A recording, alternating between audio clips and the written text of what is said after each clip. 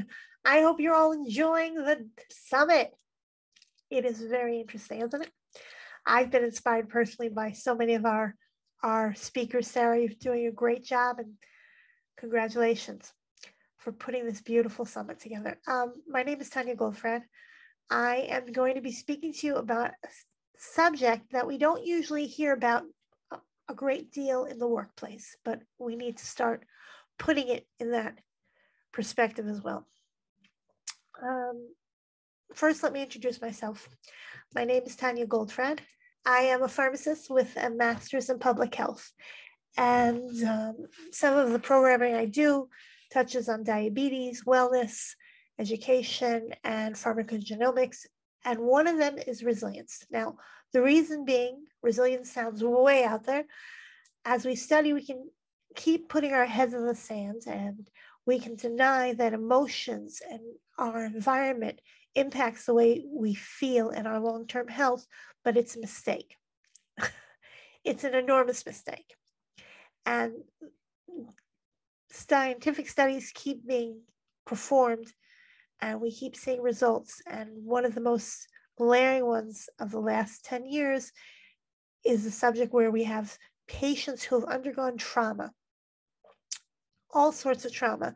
Some of them are more inclined even to suicide, and the defining factor as to whom will not commit suicide are people who are more resilient. So obviously there's a great focus that's now being spent in improving resilience. NATO just, the past 5 years, invested a great deal of money in studying different populations that have been through war-torn events or terrorism or anything like that, to see how certain societies are more resilient, and so that we know how to improve society as a whole and what types of support, if God forbid things do happen, we need to start giving people. Okay, so now today we're going to focus on actionable steps to increase resilience at work, okay? Because I want you to leave here with a few things in your hands so that you know exactly what to do and how to put these things into action, not just some faraway ideas. The only real concept I need you to focus on is what is resilience. I love this picture. Every time I do a resilience workshop or training, I somehow always include some variation of this picture. Resilience is the ability to respond to stress and setbacks. It's the ability to grow from life setbacks and not become comatose from them. That's my own personal take. It's also been termed grit. It separates the wheat from the chaff. It separates the folks from who choose to persevere to those who give up at the smallest resistance. Now, what does that have to do with this picture? Well, you tell me. Here you have a strong stone composition.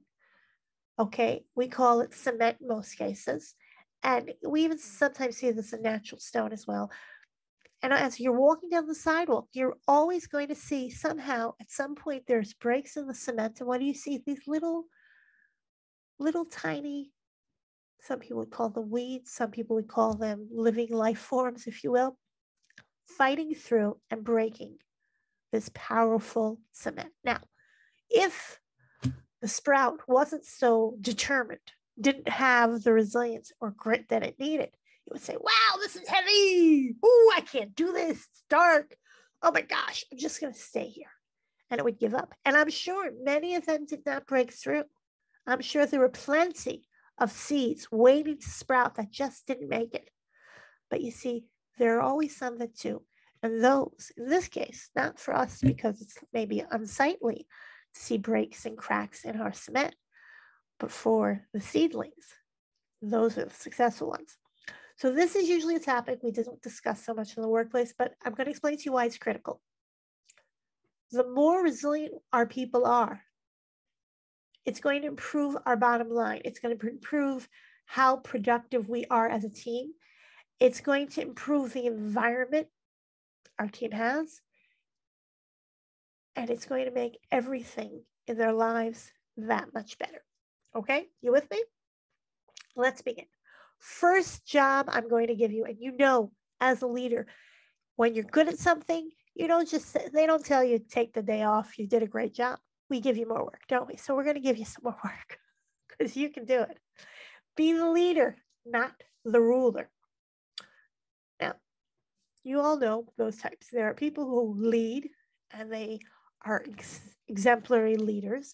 And there are certain people who are sit there like dictators who will tell people what to do, never getting their hands dirty, never trying to make you feel that you're worthy of their in your presence. You need to be the leader. We see this a lot in traditional managerial roles, which traditionally were held by men. So I always think there's a connection. As women, and I know I'm generalizing, so please forgive me. I think we're more in tune to making people play as a team, making them feel like part of a team, and trying to draw out each person's individual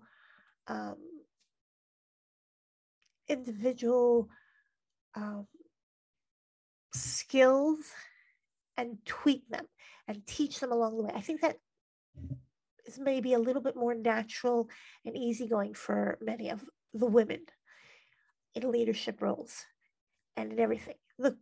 The hard part is sometimes we feel because we're in leadership roles, we have to squash that. I'm going to challenge that. I'm going to say that's not what we need to do. I think we have to be proud of who we are as women. I think we have to tap into that and keep doing that. So first thing I want to tell you is to be a leader and not a ruler. Sometimes you have to get your nails dirty. Sometimes you have to step in the muck and do it. When you show that you're willing to do it, you're also inspiring somebody else to do it. You can't tell somebody, you go do that, and you're not willing.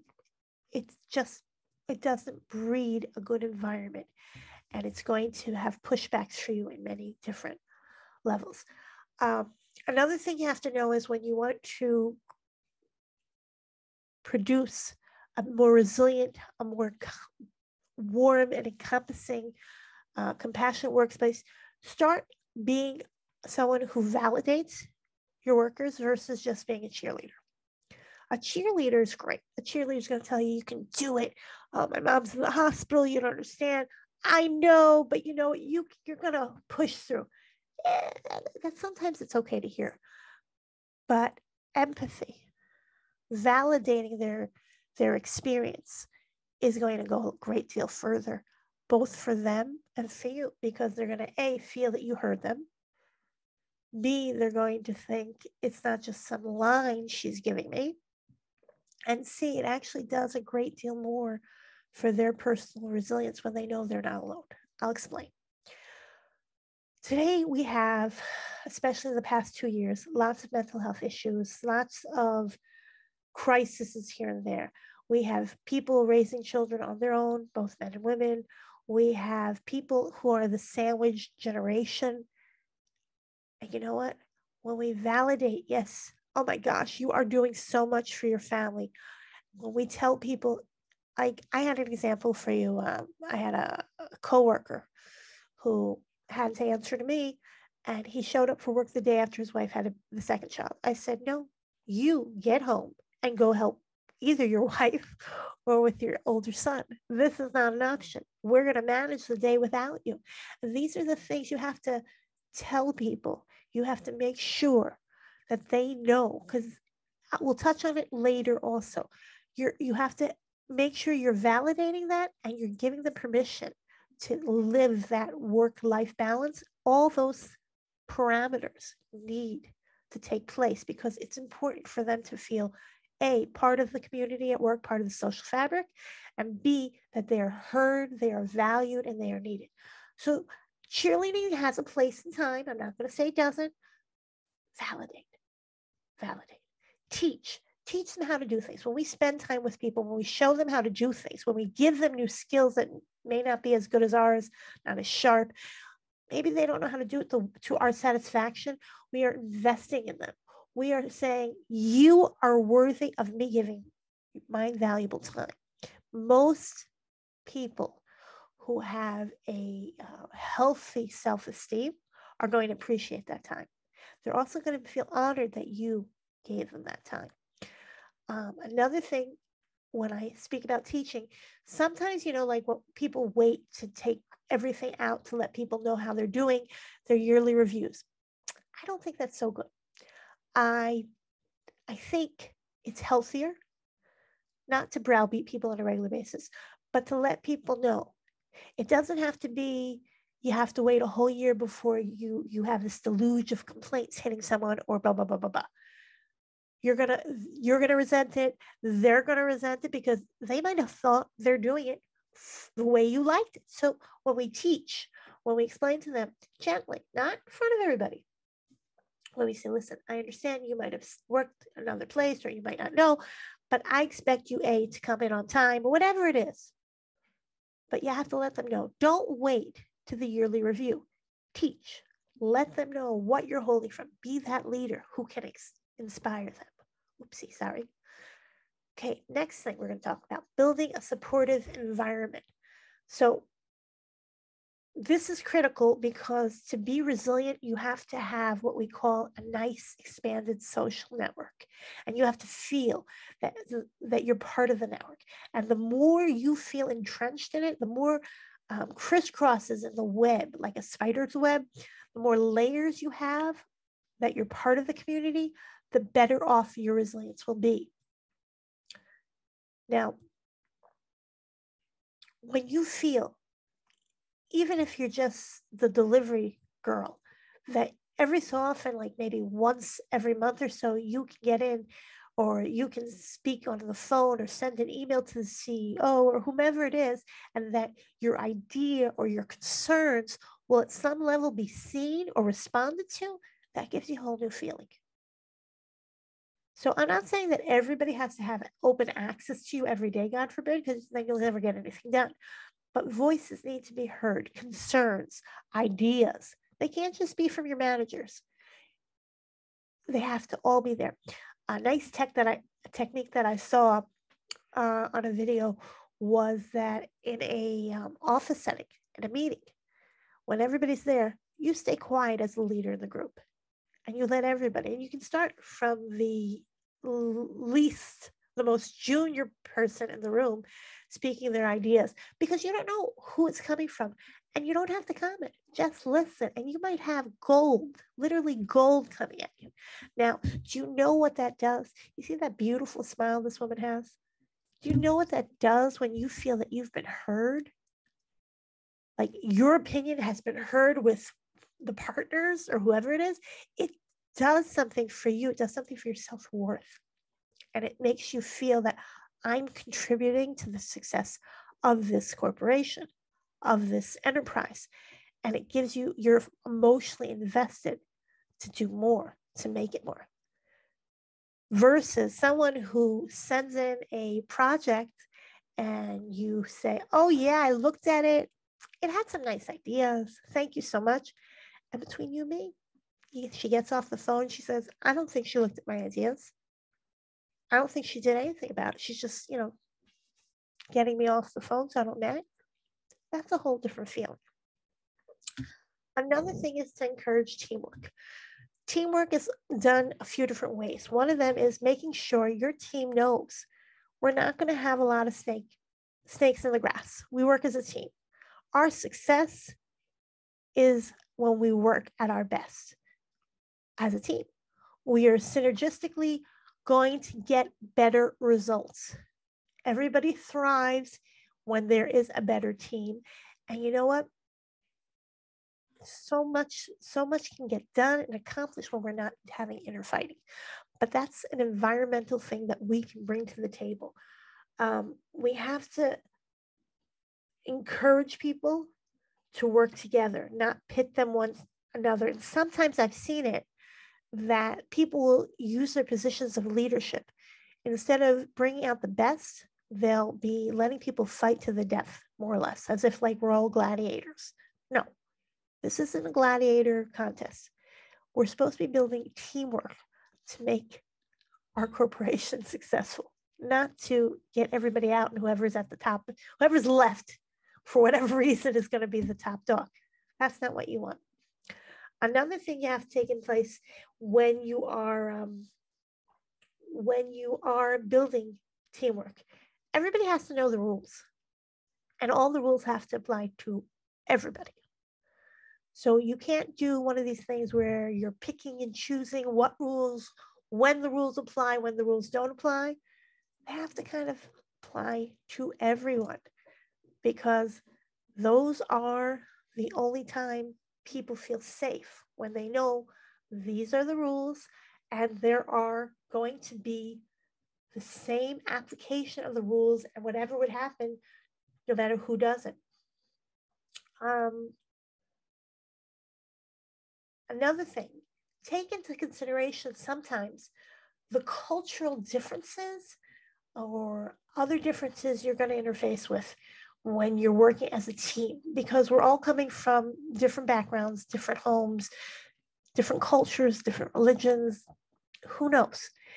And we have to make place in our society for as many people as possible. We have to take them into consideration. So, I'm not going to tell you you can't have a barbecue because all the vegans are going to be upset. I'm not going to tell you that.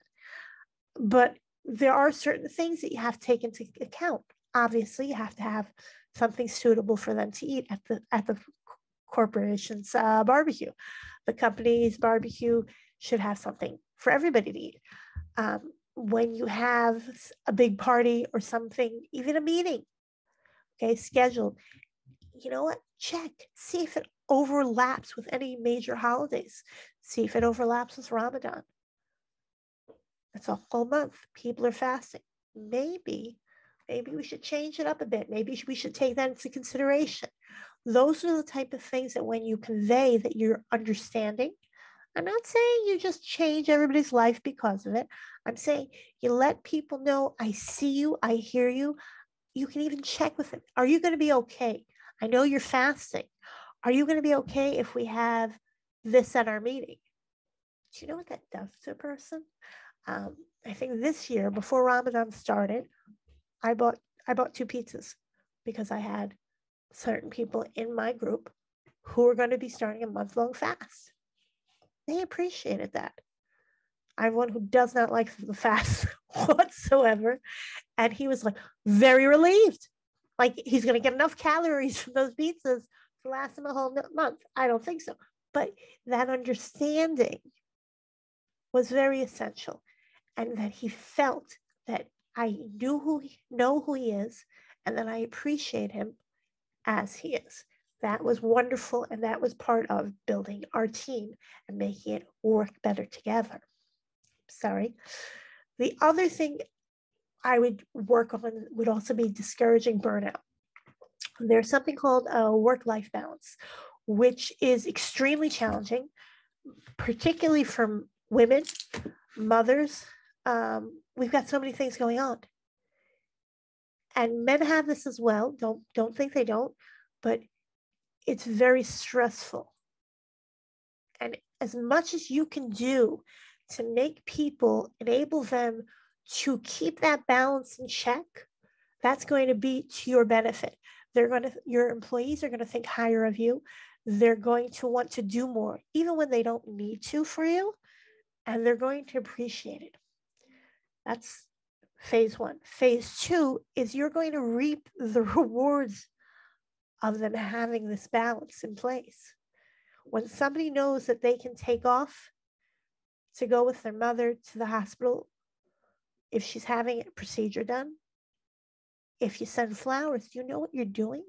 If you make sure you have a sick employees or whatever it is going on, somebody's sick in the family, if God forbid a chronic illness, and the corporation sends over a few meals once a week, do you have any idea what you're doing for that family?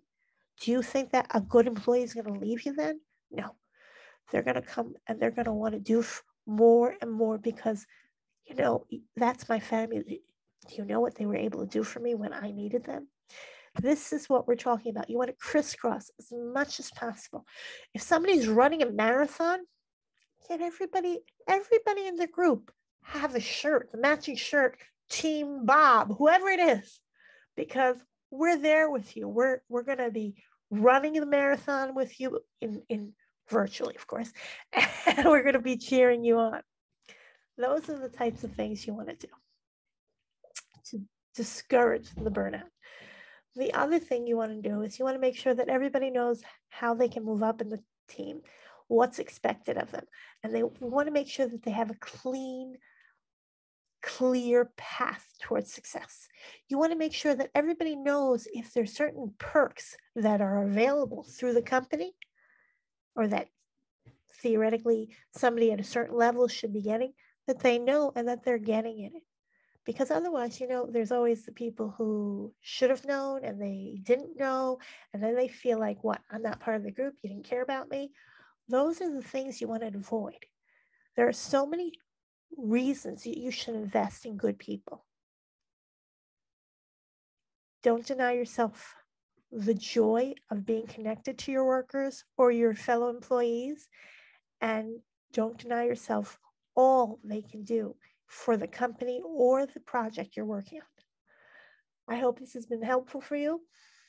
Looking forward to hearing about your success. Thank you again. Bye-bye.